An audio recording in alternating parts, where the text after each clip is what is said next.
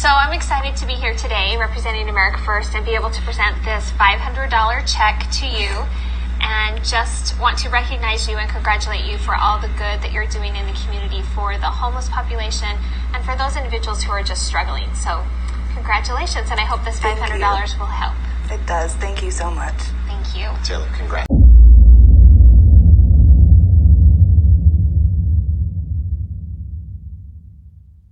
How old were you when you first encountered the drug? I was 12. 12. Dude, honestly, it was fucking amazing. And, like, there's always a soft spot in my heart for fucking opiates because I love them too much.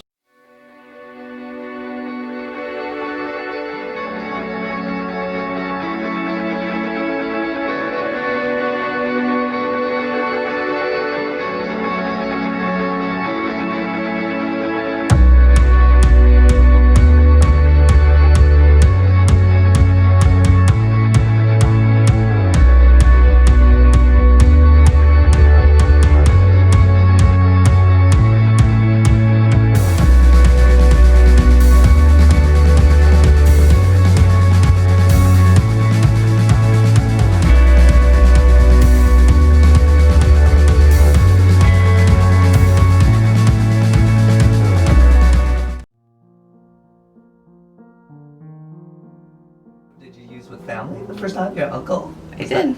Yep. I did. He was using, and other people in my family didn't use, like, the same things. Like, you know, like, people did uppers, they did this, they did that. They didn't really dabble with the same things that he did. And I feel like, looking back, he didn't want to do it alone. So he offered it to me, for being 100% honest. And, like, also he couldn't, like, hit himself very well frequently. So, like, I would do that for him, like, at a very young age, too. So that's pretty much what it was. Like, I would, like, hit him and, like, score for him, like, in turn for getting, like, what I needed to get out of the situation. How long were you using for? Well, from 12, I was born in 90. So from 12 to January 8th, 2014. So 14 years?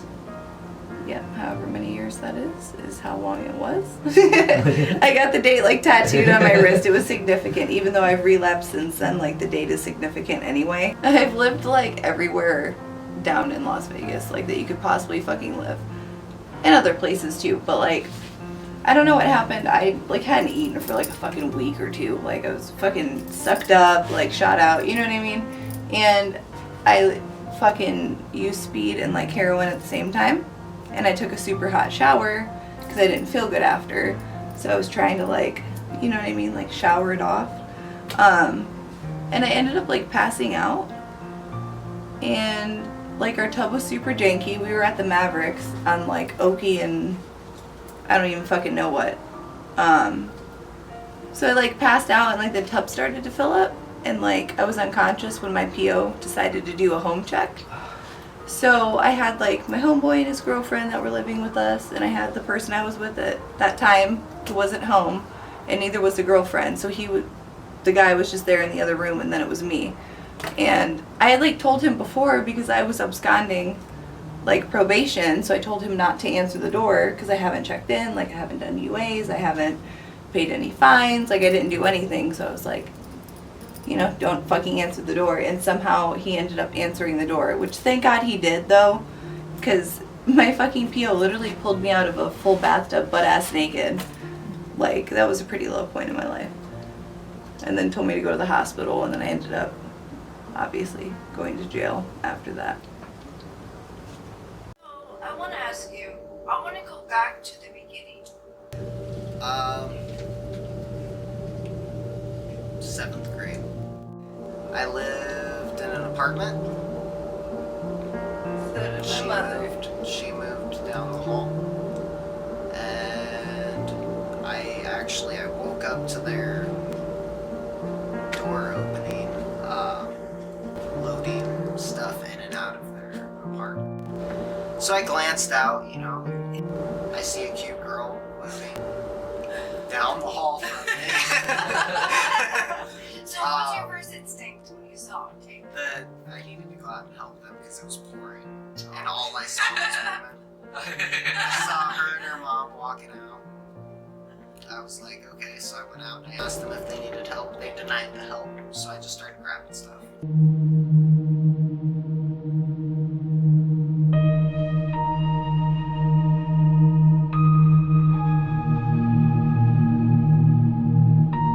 When did you start using again? Like for the relapse, Yeah. I was out for like 7 months, so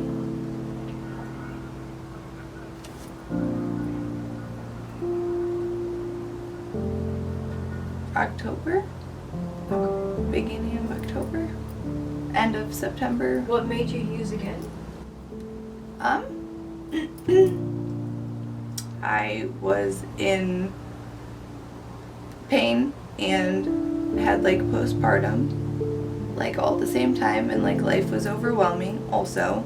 So like I felt like all of my like balances were off, and like I ended up taking pain pills because I thought it was gonna help me like be able to go to work and like work fucking 50 to 80 fucking hours like in a week, you know what I mean?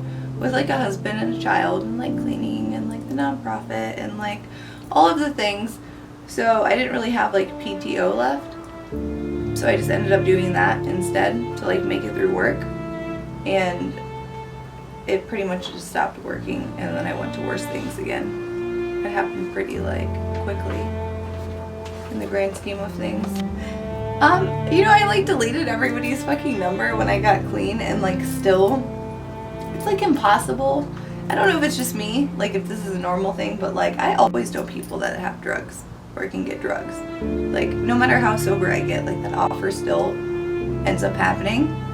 And like I know the people that are about that life and the people that are not. And it's very easy to get it.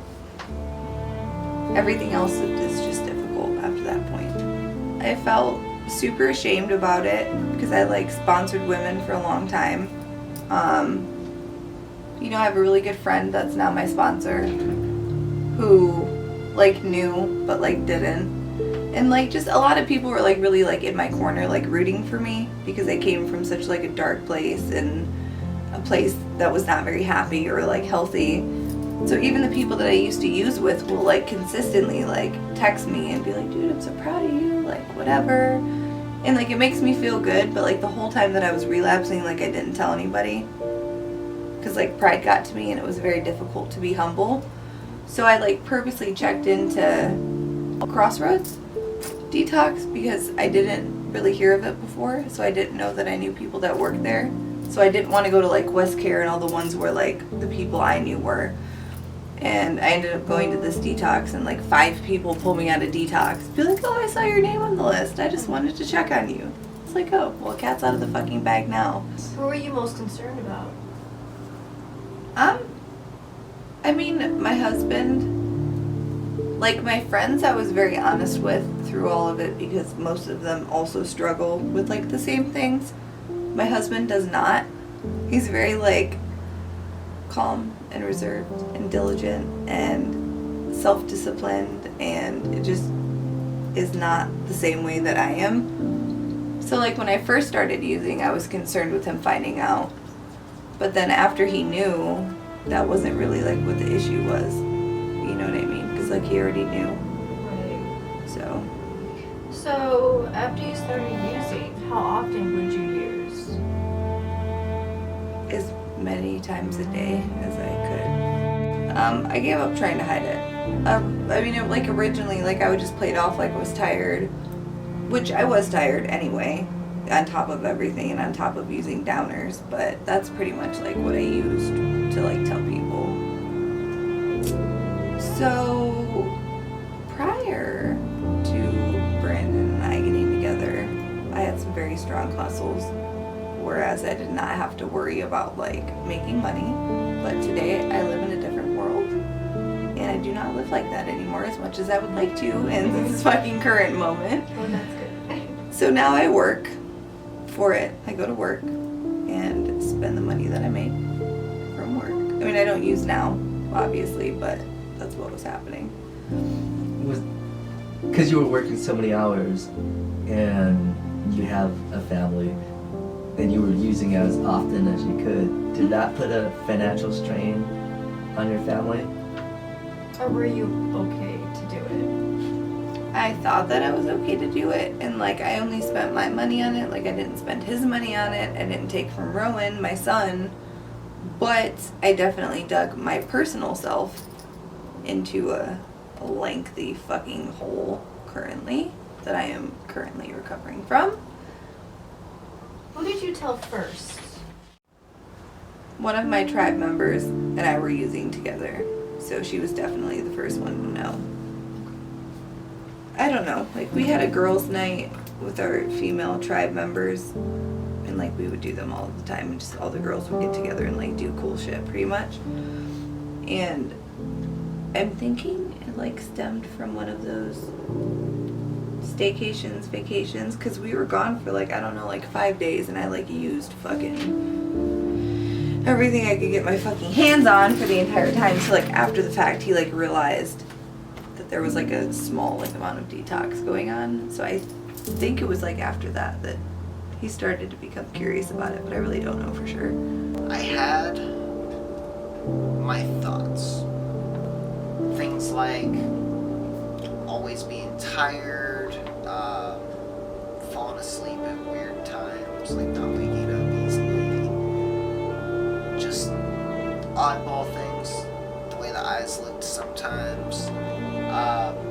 Something that I had noticed consistently was that there was a backpack that was usually on the couch or over by where she set her purse and stuff, because she used it as a purse. In the bathroom, like every time I went in the bathroom. So I looked at it, and when I looked, I saw that it was open and there was a little, like a makeup bag on the top. And you know, I told myself I shouldn't have to check, but something's just not right. I opened it up and I saw syringes and a bunch of other paraphernalia. Okay. Knowing that I'm seeing paraphernalia, I zipped it up. I started shaking angry. I decided that it would not be a good time to wake her up and talk to her about it, because I knew how mad I was. And I wrote a note, angrily shaking, it was like chicken scratch, basically saying that I'm not willing to let my son grow up in this, so you have a decision to make. There was a lot of time that lapsed in between there. It seemed like every weekend she was trying to detox or trying to get off of these things. There were times that I was told that she was off of it and she wasn't. It was being hidden from me, until eventually it got to a point where, you know, it came to a head. I told her, I'm not going to keep doing this. This is not going to be the new normal. Like, now we're at the point to where the time frame is elongating and it's getting worse. It's not getting better, it's getting worse. Eventually talked her into going to a rehab facility. 3 days in, she called me. No, 2 days in. Well, yeah, she called me. She got super messed up prior to going into detox. So walking in the door, she was definitely not sober. Day 2, she basically called and said, I'm checking myself out. This is... Really? I'll do the rest of this at home. I can't be here. You know, there's a part of you as a person who's got a bond with somebody that wants to believe them. I tried talking her out of it. She was very adamant very strong-willed individual. One of the few times that I don't like that trait. But I ended up having to go pick her up. So that night is where things kind of got very to the line.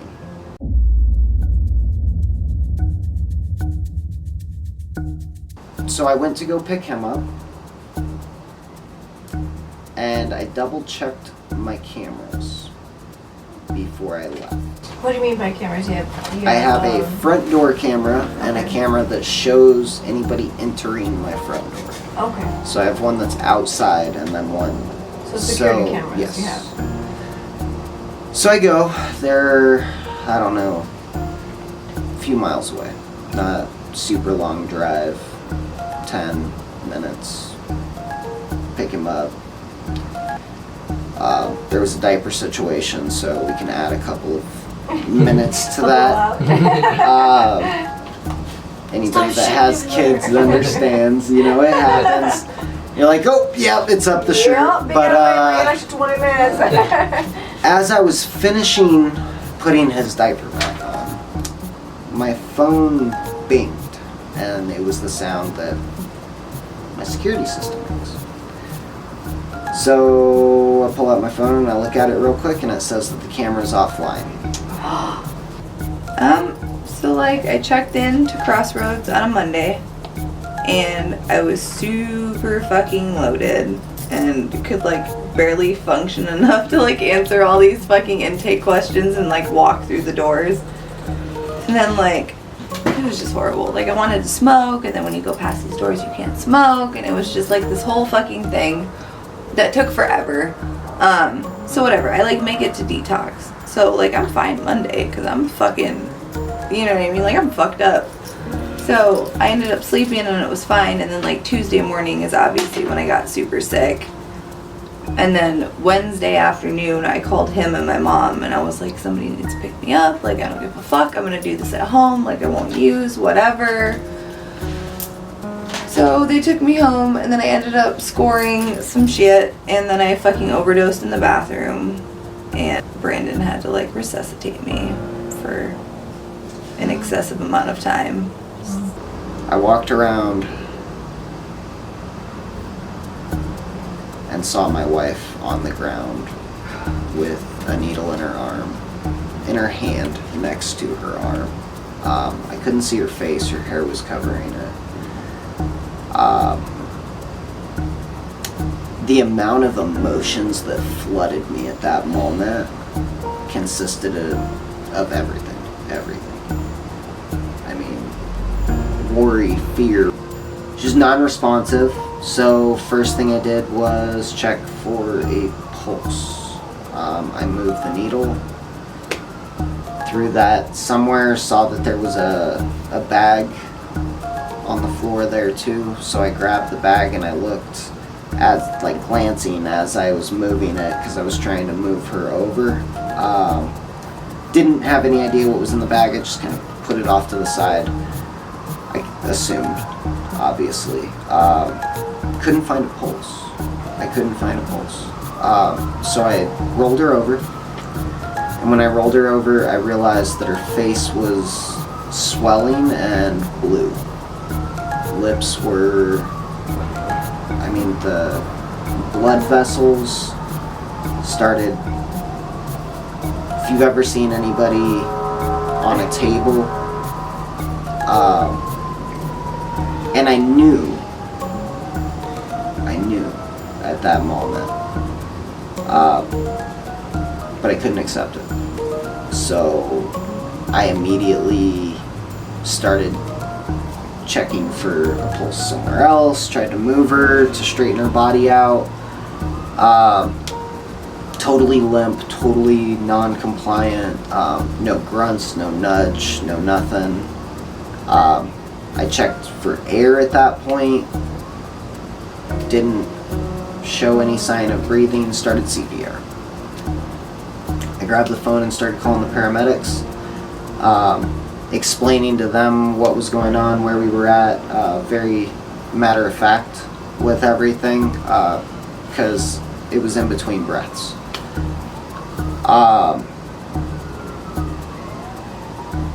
After a lot of compressions, I saw an air bubble, and I started pumping harder and blowing harder until finally I got a response. At that point, I was finally off the phone with the paramedics. They said that people were on the way, that the doors needed to be unlocked.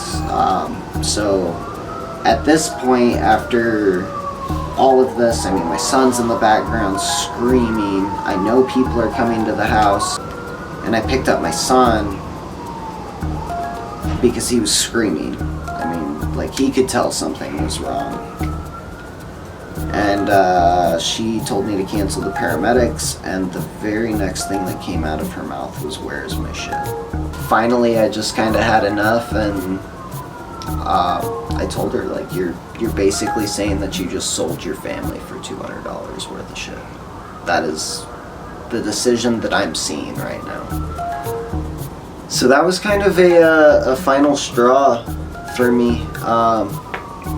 She wanted her stuff back. I wouldn't give it to her. Paramedics came. She denied any assistance from them. They left. So I'm there with my son and her. I had ripped her keys out of her hand because of what had just happened. She wanted to go get in her car and go somewhere, screaming at me. And then she took off up the street. Only way I got her back was telling her that I would talk to her about giving her stuff back and or her keys. You know, we had a very serious sit down after that, and I made it very clear that I'm done with the if, ands, or buts. It's either this is how this is going to be, or you're not going to see your son. I'm not going to subject him to that. So then I went back, and then I stayed for 30 additional days. So was that when you realized that you had a problem? Yeah. Because, I mean, like, when Brandon was home and Rowan was home, like, I would use a little bit. But, like, the days that I would be off work and, like, I would have him, like, I wouldn't fucking do that. I would literally do, like, the tiniest bit just so that I wasn't fucking vomiting, you know what I mean? So the fact that it got to the point to where, like, that was, like, a not yet for me, to overdosing in the bathroom with both of them home, was kind of, like, a scary thing for me. So it needed to stop at that point. All of my recovery friends are very supportive. All of the people that we don't have over regularly are very supportive. However, like, our, like, not blood family is quite the opposite right now, when I'm actually not really speaking to any of them as it currently stands. So. Why? Like, how have they reacted to relapse? I basically, like, I didn't really lie to anybody about it. Like, I didn't, like, cheat and steal. I didn't, like, there's been a lot of times with, like, babysitting too, because, like, certain people would watch our child and then, like, we would watch their children and, you know, whatever, because we were friends and, like, that's what friends do. So, like, there's been times where, like, I was super fucked up, obviously on drugs, and, like, they needed, like, a last minute babysitter or whatever, and I was like, I can't do it because, like, that's not right, you know what I mean? So, I don't know, basically, like, they wanted to talk in person, and then, like, 5 minutes later, they were like, oh, I'm just gonna say what I have to say now. And it was just, like, a whole fucking thing. And, like, realistically, like, yes, I fucked up, but, like, I have been honest with the people that I care about. Like, I didn't, like, fake it.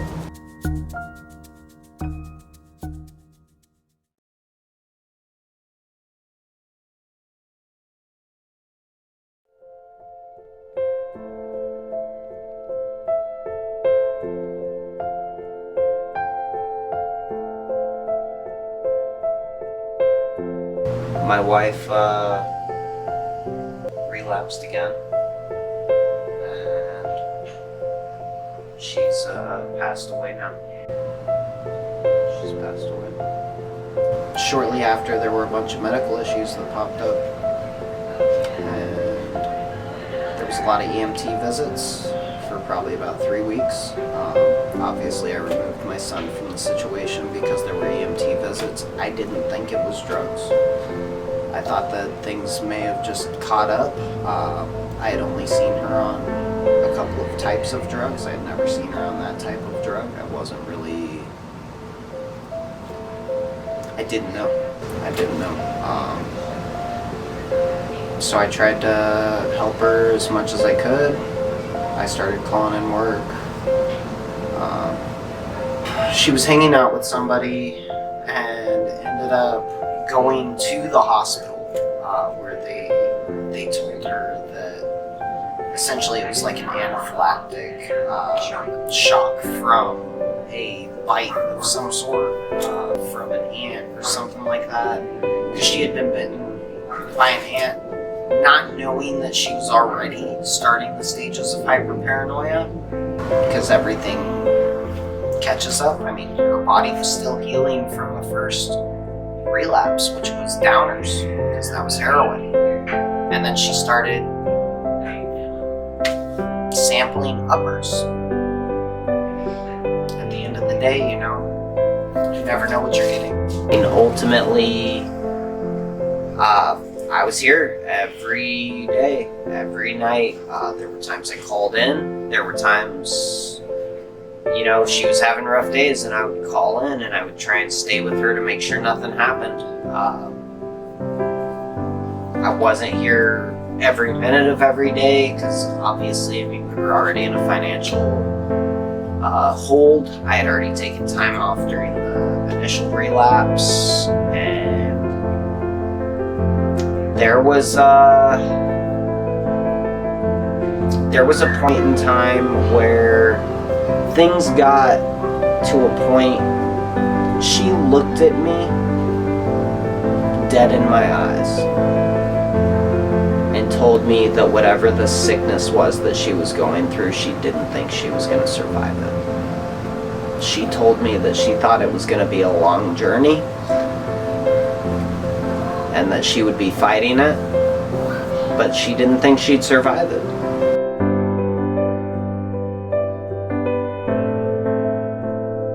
I woke up in the morning, she was still asleep when I woke up. We got up about the same time. I was up for a little bit. She wasn't sleeping a whole lot. We had talked that morning. I went to work. She had told me, I mean, at this point I knew that she was dealing. I was still trying to talk her out of it and trying to find other options for her to resort to for the financial lack thereof, financial sustainability there. She wasn't working because all this medical stuff was going on, and wearing a mask in a kitchen where it's hot and you're already feeling like crap consistently is not a safe environment for you to be in. At one point she told me she was going to drop some stuff off.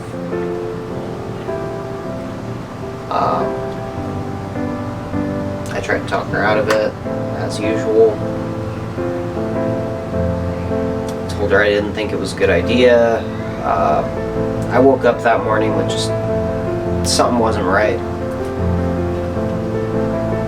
She was there for a few hours. It was a friend of hers. She texted me when she left, called me and said that she thought she was being followed, and then ended up dismissing that. And when she got to the house, she told me that the AC wasn't working.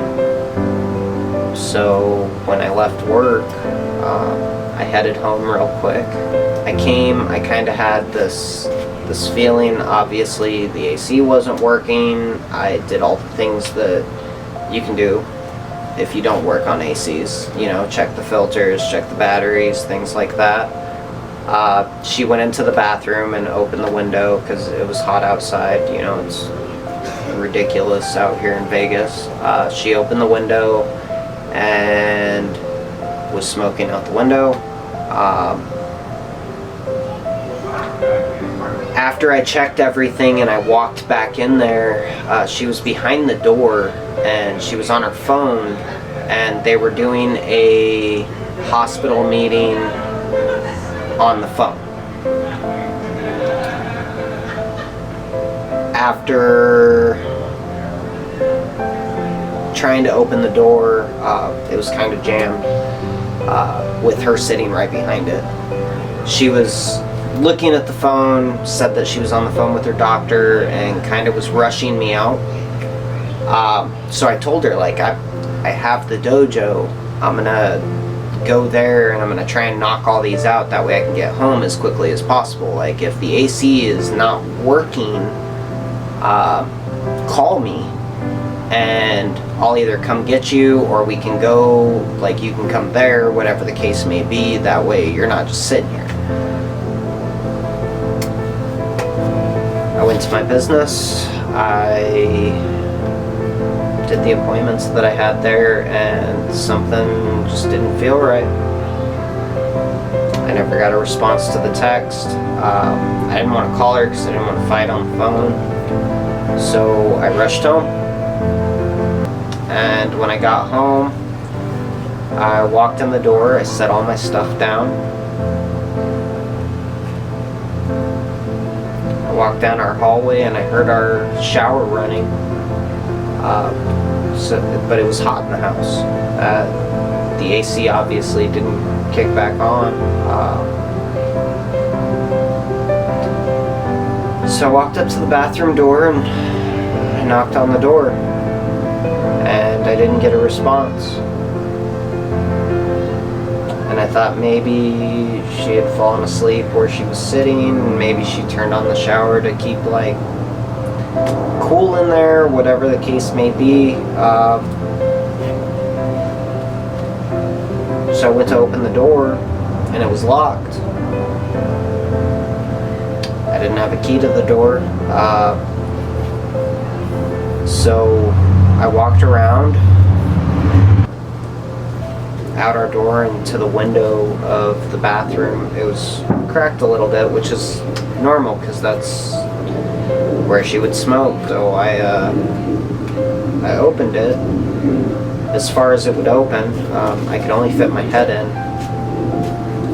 And I looked over by the door to make sure she wasn't by the door. And then I looked at the bathroom shower. And the shower door was open. And I could see her leg. Pale. So I tried to force the window open and it wouldn't open. I yelled at her because I couldn't see her face yet. And I ran back around and I kicked the door open. And then I saw her. Eyes open, head back, pale. It had only been 3 hours since I had been home. I checked for a pulse and I couldn't find one. I tried to see if she was breathing and I couldn't find any sign of breath, any sign of life. I noticed her phone was on the counter, so I grabbed the phone and I dialed 911 and I told them I think my wife is dead. And at that point I grabbed her and pulled her out of the shower, laid her on the floor and started doing CPR, trying to answer their questions in between giving her breaths. And eventually the EMTs came, and when they came,